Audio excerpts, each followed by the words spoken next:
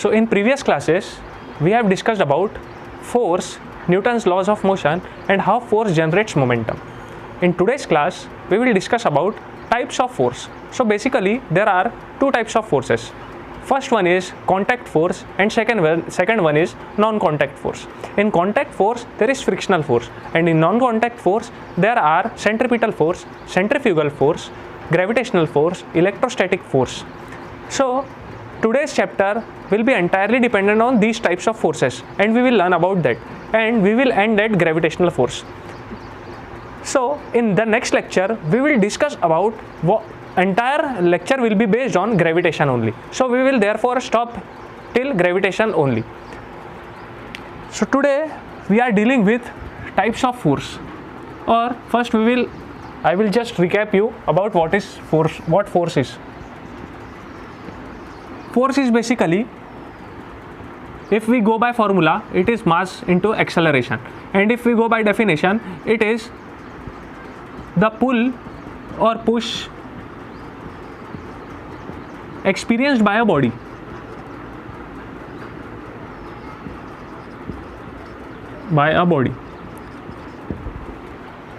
And its SI unit is Newton.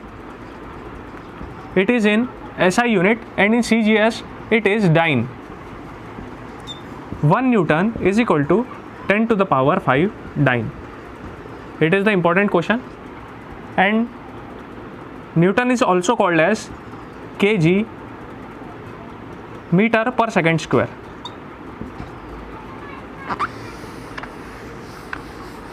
Now we will talk about types of forces. As I told you, there are two types of force. Types of force. So there are two types of force. First one is contact force, and second one is non-contact force. So basically, what is contact force and what is non-contact force? Contact force is the force which applies between two bodies when they are in contact. Means अगर दो body कोई contact में है तो उनके बीच में जो force लगेगा उसे कहते हैं contact force.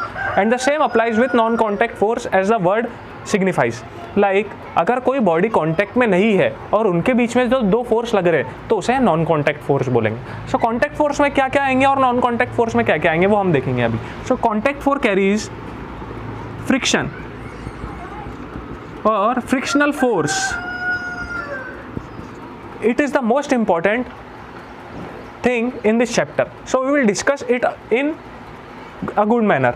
Second will be non-contact force, and it carries centripetal force, centrifugal force. Third one is electrostatic force. Fourth one is magnetic force, and fifth one is gravitational force. So these are the different types of forces which are in non-contact force, and frictional force is in contact force. We will describe it one by one. So I am taking now frictional force. So basically, what is friction? You all know that to resist our motion there is always friction. Friction given by floor or friction given by air. So frictional force, it is the resistive force between two bodies. Frictional force मतलब कोई भी resistive force अगर दो body contact में है तो उनके बीच में जो फोर्स रहेगा, जो रेजिस्ट करेगा एक दूसरे की मोशन को, उसको बोलेंगे फ्रिक्शनल फोर्स. फ्रिक्शनल फोर्स है करके हम चल पा रहे हैं, नहीं तो हम स्लाइड हो गए रहते या रोल हो गए रहते, क्योंकि अगर फ्रिक्शनल फोर्स नहीं होता है तो फ्रिक्शनल फोर्स के कारण ही हम चल पा रहे हैं. ठीक है. So frictional force carries 4 different types of frictional forces are there. First is static force, second is kinetic force, dynamic force और sliding force. Third one is rolling force, and fourth one is fluid frictional force. First one is static frictional force, second one is dynamic frictional force, third one is rolling force, and fourth one is fluid frictional force. These four forces includes in frictional force. So we will discuss it one by one as it is the most important topic in this chapter, and a question based on these three forces or these four forces came in combined defense services examination. So we will discuss it and try to understand what they actually are. So first one is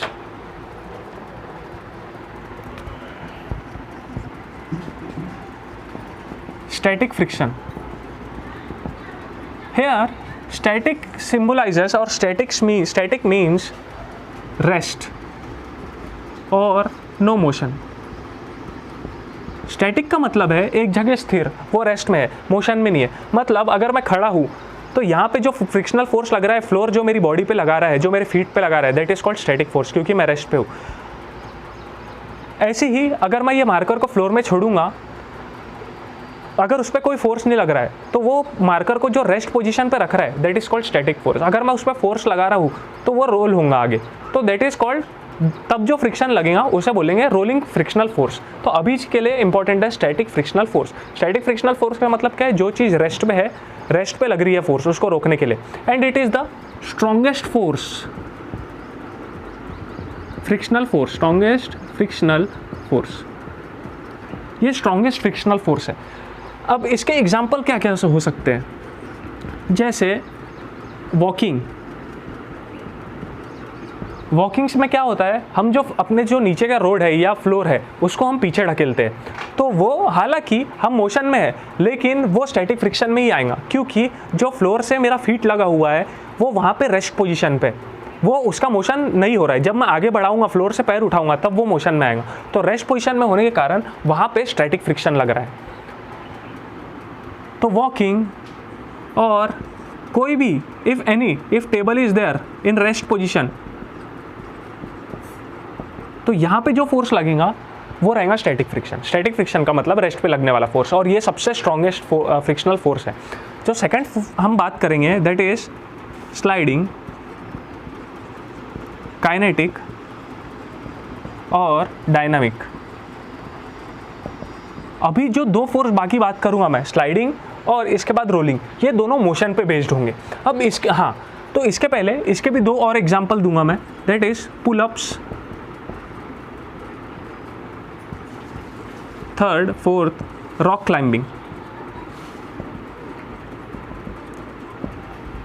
pullups या rock climbing इसके example हो सकते हैं. कैसे? Pullups में हम rod को hold करते हैं और वो पोजीशन होती है स्टैटिक पोजीशन में. Same to same in rock climbing also we hold rock by our hand and also by our feet जहाँ पे रखते हैं हम, वहाँ पर भी एक रॉक या कुछ तो भी होता है मटेरियल जिस पे हम फिक्स करके रखते हैं, तो वहाँ पर भी स्टैटिक फ्रिक्शन लगता है. मैं बात कर रहा था स्लाइडिंग एंड रोलिंग और डायनामिक फ्रिक्शन. यहाँ पे आ जाता है motion come into play. So sliding friction में क्या होता है, अगर if any material is sliding, तो स्लाइडिंग फ्रिक्शन आ जाता है वहाँ पे. अगर स्टैटिक है, अगर रेस्ट पे है तो स्टैटिक, और स्लाइड हो रही है तो वहाँ पे स्लाइडिंग फ्रिक्शन. स्लाइडिंग फ्रिक्शन का मतलब क्या है? जो मैं पेन से लिख रहा हूँ, इसके example marker, pen, pencil, I am writing here, so I am sliding my pen, marker और पेंसिल. वो स्लाइडिंग के कारण क्या हो रहा है, यहाँ पे मार्क छूट रहा है. मार्क क्यों छूट रहा है? क्योंकि वहाँ पे फ्रिक्शन आ रहा है. फ्रिक्शन के कारण ही यहाँ पे मार्क छूट रहा है, यह आप पढ़ पा रहे हो. तो स्लाइडिंग फ्रिक्शन का क्या काम होता है? जो भी चीज़ अगर स्लाइड कर रही है उस पर जो फ्रिक्शन ऐड करेगा, दैट इज कॉल्ड स्लाइडिंग. में बच्चे स्लाइड करते हैं तो वहाँ पे स्लाइडिंग फ्रिक्शनल फोर्स वहाँ पे एक्ट करता है. तो इससे हमें क्या पता चल रहा है, अगर स्लाइड में स्टैटिक फ्रिक्शन एक्ट करता तो बच्चा नीचे ही नहीं घसरता, रेस्ट पोजीशन में रहता था. लेकिन वो स्लाइड कर रहा है, मतलब क्या हो गया, वहाँ पे स्टैटिक फोर्स से जो स्ट्रॉन्गेस्ट फ्रिक्शनल फोर्स है उससे कोई तो भी कम फ्रिक्शनल फोर्स उस पर एक्ट कर रहा है. तो इसका मतलब क्या हुआ, जो स्लाइडिंग, काइनेटिक या डायनामिक फ्रिक्शनल फोर्स है, ये जो है it is less strong than static force. It is less strong than static force. So पहला स्टैटिक फ्रिक्शन देखे हमने, स्लाइडिंग फ्रिक्शन देखे. स्लाइडिंग फ्रिक्शन में मतलब क्या हो गया, जब स्लाइड कर रहे हैं तो जो फ्रिक्शन उस पर एक्ट कर रहा है that is called as sliding, kinetic और dynamic friction. The third one is the third one is rolling frictional force. Rolling frictional force का यहाँ पे रोलिंग वर्ड से समझ में आ रहा है हमें कि अगर कोई भी चीज़ रोल कर रही है तो that is called rolling frictional force. So rolling frictional force के एप्लीकेशंस भी देखेंगे हम, और रोलिंग फ्रिक्शनल फोर्स हमारे डे टू डे लाइफ में सबसे ज़्यादा यूज़ होता है। स्लाइडिंग और रोलिंग ये दोनों ही सबसे ज़्यादा यूज़ होते हैं। तो रोलिंग फ्रिक्शनल फोर्स कहाँ यूज़ होता है वो भी देखेंगे, and what is rolling force we will know that. Third is rolling frictional force. Rolling frictional force का मतलब क्या हो रहा है, अगर कोई चीज़ रोल कर रही है तो वहाँ पे जो फ्रिक्शनल फोर्स एक्ट होगा that is called rolling frictional force. If I place this marker here and I start rolling it, तो यहाँ पे जो फ्रिक्शनल फोर्स होगा वो होगा रोलिंग फ्रिक्शनल फोर्स। और यही चीज़ अगर मैं स्लाइड कर रहा हूँ तो ये हो गया sliding frictional force. Rolling frictional force का एक अच्छा एग्जाम्पल है that consider it as a bike tyre, this is rim, this is that alloy metal से जो बना है, यहाँ पे ऐसा है, और यहाँ पे एक एक्सल दिया रहता है, एक्सल के ऊपर कुछ तो भी होता है। सो दिस इज बेरिंग होता है। क्या होता है बेरिंग में, एक ऐसा सिलेंडर होता है, अंदर भी एक सिलेंडर होता है, और ये दोनों के बीच में ना छोटे बॉल्स होते हैं। Everyone has seen that. So ये जो बॉल्स क्या करते हैं, ये यहाँ पे फ्रिक्शन कम से कम करने की कोशिश करते हैं ताकि ये आउटर डायमीटर का जो है आउटर डायमीटर का जो सिलेंडर है वो आसानी से रोल हो सके। तो वो बेरिंग क्यों दिया जाता है, ताकि सबसे कम से कम फ्रिक्शन कर सके, ताकि वो सीमलेसली मूव हो सके। तो इसलिए रोलिंग फ्रिक्शनल फोर्स कहाँ पे यूज़ होता है, बॉल बेयरिंग, बॉल बियरिंग्स में। और जैसे मैंने बताया ये सबसे कम से कम फ्रिक्शन करता है, तो इसलिए ये क्या होगा, लीस्ट। इससे ज़्यादा जो फ्रिक्शनल फोर्स होगा that will be sliding friction, और उससे ज़्यादा जो होगा that will be static friction. और एक चीज़, इसमें शेप का भी इंपॉर्टेंस होता है। जैसे हमारे टायर सर्कल इसलिए ही होते हैं ताकि हम फ्रिक्शन कम से कम कर सके, मतलब इसको रोलिंग फ्रिक्शन में ला सके। अगर हम सर्कल स्क्वायर करते तो, अगर हमारा टायर स्क्वायर होता तो वो चीज़ नहीं हो पाती। सर्कुलर इसलिए रखते हैं शेप ताकि हम रोलिंग फ्रिक्शनल फोर्स ला सके उसमें एक्ट में, ताकि फ्रिक्शनल फोर्स कम से कम लगे और हम ज़्यादा तेज़ी से आगे बढ़ सके, सीमलेसली मूव कर सके। So these were the 3 frictional force which were important, and the third frictional force is fluid frictional force. The fourth frictional force is fluid frictional force. Fluid frictional force का मतलब क्या है, यहाँ पे अगर fluid में फोर्स लग रहा है, फ्रिक्शन लग रहा है, तो उसको फ्लूइड फ्रिक्शनल फोर्स बोलेंगे। Fluid includes liquid as well as gases.